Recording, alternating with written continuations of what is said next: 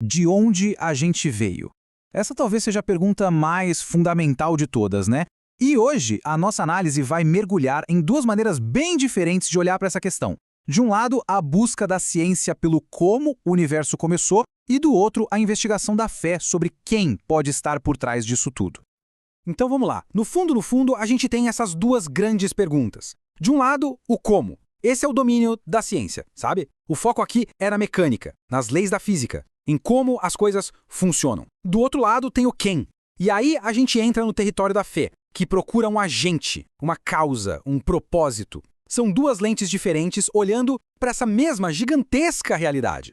Para guiar a gente nessa jornada, nosso roteiro vai ser o seguinte. Primeiro, vamos dar uma olhada no que a ciência diz sobre o como. Depois, a gente vira a chave e vai para a perspectiva da fé sobre o quem. Aí, vamos ver um ponto super interessante onde essas duas visões meio que se encontram. Também vamos explorar um debate que existe dentro do criacionismo sobre a idade do universo e, por fim, encarar os grandes mistérios que ainda tiram o sono dos dois lados. Ok, começando pela abordagem do como. Vamos tentar entender o que o modelo cosmológico padrão, que é a teoria científica mais aceita hoje em dia, conta pra gente sobre o nosso universo. E a primeira grande informação que esse modelo nos dá é a idade do cosmos. Com base em um monte de evidências diferentes, a estimativa é que o universo tenha mais ou menos 13,82 bilhões de anos. É, uma escala de tempo que é quase impossível de imaginar. Mas agora vem a parte mais impressionante sobre do que o universo é feito. Tudo, absolutamente tudo que a gente conhece, que a gente vê e toca, estrelas, planetas, nós mesmos, tudo isso representa só 5% do que existe por aí. O resto? Bom, o resto é um completo mistério. É isso mesmo, 95%. Essa é a fatia do universo que a gente chama de matéria escura e energia escura. A gente não sabe o que são, não consegue ver, mas a gente sente os efeitos gravitacionais delas. É, sem exagero, um dos maiores quebra-cabeças da física moderna. Certo, mas como os cientistas chegaram a essa conclusão? O modelo do Big Bang se sustenta em dois pilares gigantes. O primeiro é a observação do Edwin Hubble, de que o universo está se expandindo. Ou seja, as galáxias estão se afastando umas das outras. E o segundo é a radiação cósmica de fundo, que é tipo um eco de luz do universo bem novinho, uma fotografia do cosmos quando ele tinha só 380 mil anos de idade.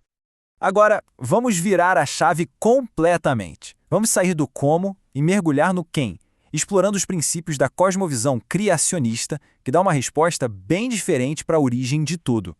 De acordo com as fontes, essa visão parte de algumas crenças centrais. Primeiro, que um criador é a origem de tudo. Segundo, que a criação aconteceu por um comando, um ato de vontade, sem precisar de nenhuma matéria que já existisse antes. O propósito disso tudo? Revelar a natureza desse criador. E um ponto muito importante, a lógica de que, se existem leis, como as leis da física, então deve existir um legislador.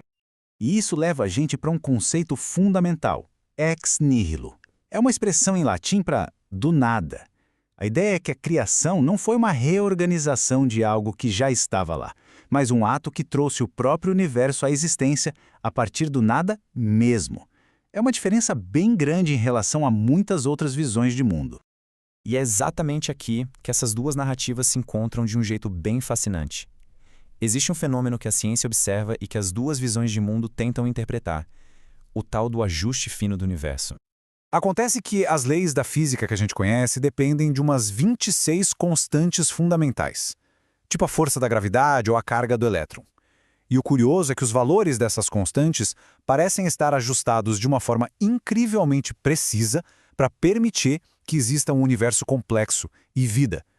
Então, a grande questão é: como interpretar esse universo que parece ser na medida certa? Para a ciência, isso é um inimigo. Talvez signifique que nosso modelo está incompleto, ou aponta para teorias como a do multiverso. Já para a perspectiva criacionista, esse ajuste perfeito é visto como uma principal evidência da ação de um designer inteligente, um legislador que definiu as regras do jogo desde o início. Isso nos leva a uma crítica que a visão criacionista faz à ideia de um universo puramente naturalista. O argumento vem de uma lei fundamental da física. Tudo no universo tende a ir da ordem para a desordem, para a bagunça. Pensa num castelo de areia que o tempo desfaz. A pergunta é, se o destino final é a desordem, como é que o universo poderia ter começado do caos e se organizado sozinho?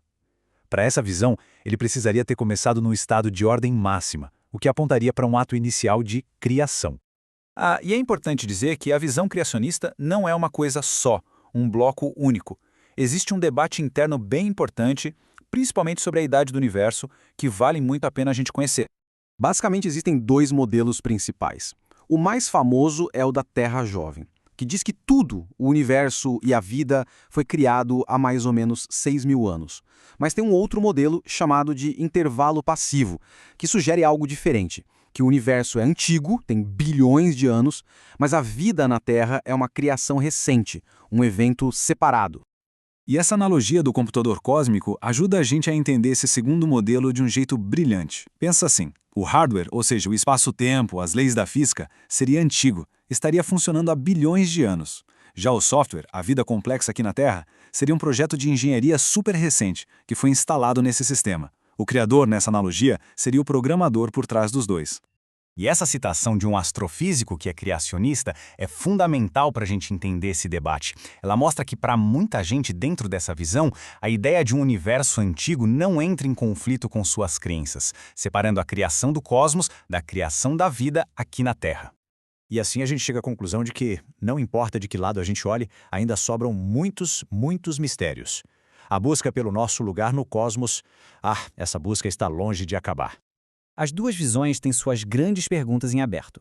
Para a ciência, os maiores desafios são, sem dúvida, entender aqueles 95% misteriosos do universo e resolver umas discrepâncias que aparecem nas medições da expansão cósmica. Já para o criacionismo, a questão principal é como falar sobre a ideia de um criador de um jeito que vá além da fé pessoal, que possa ser discutido num contexto mais amplo. E tudo isso nos deixa com uma reflexão final. A busca da ciência pelo como e a investigação da fé pelo quem são mesmo caminhos que nunca vão se cruzar? Ou será que são apenas linguagens diferentes, ferramentas distintas, tentando dar algum sentido para essa mesma realidade imensa e misteriosa? A busca por respostas em todas as frentes com certeza continua.